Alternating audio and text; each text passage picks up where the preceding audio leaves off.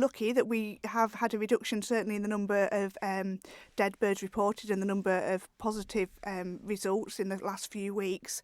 However, I am still very concerned. There's a large number of new cases occurring in both kept and wild birds in the United Kingdom, and the normal season 4 bird flu is over the winter because of the migratory birds and also because the virus survives better in the colder weather.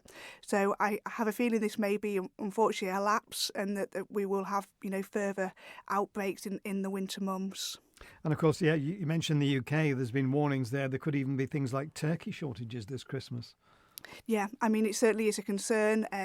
They've never had as many cases over the summer months as they have done this year. So this is new. And the problem is, the more cases there are, the more virus there is in the system, and the more cases that are likely to occur, unfortunately. So there is a concern that there could be shortages of poultry products. Is the department still asking members of the public to keep an eye out for sick or dead birds when they're walking? Yeah, I mean, single birds, can die for multiple reasons, but certainly if there's a significant number of dead or sick birds or single large waterfowl birds, then we would be interested. If they can report them in, we will then decide whether it's something that we need to investigate and remove the birds or not. They won't be removed or tested in every case. Now, have any particular species been affected more than others around the Isle of Man? Yeah, so certainly the guillemots in July were unfortunately significantly affected, and that's the worst species that we've seen. But we have seen it in other wild birds as well. How long would an outbreak of bird flu be expected to last in its natural state?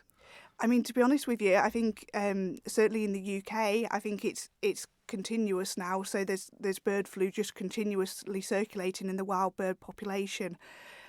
We, as far as we're aware, haven't got a significant number of wild birds of it on the island, but that doesn't mean to say that there isn't any there. I think it's going to be difficult to fully get rid of it, and that could take years, to be honest.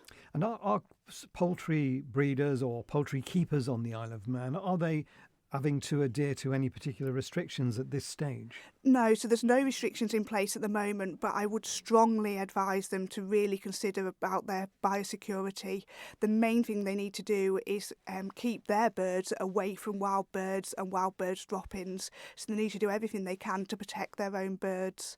And certainly considering housing, particularly over the winter months when there's going to be potentially more virus circulating within the wild bird population and with the migratory birds coming across. So if people, even if it's only a small number of poultry that they've got, if they are able to house them, then we would strongly advise them to do that.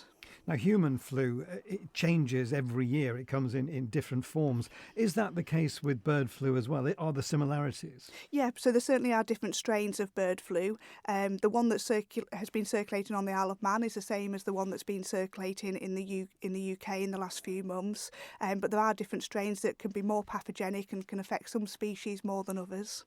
So the message to everybody is to still be extremely vigilant given the current circumstances?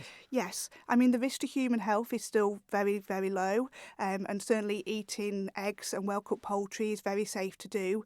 But if you have birds of your own, you need to be really vigilant and do everything you can to protect your own birds.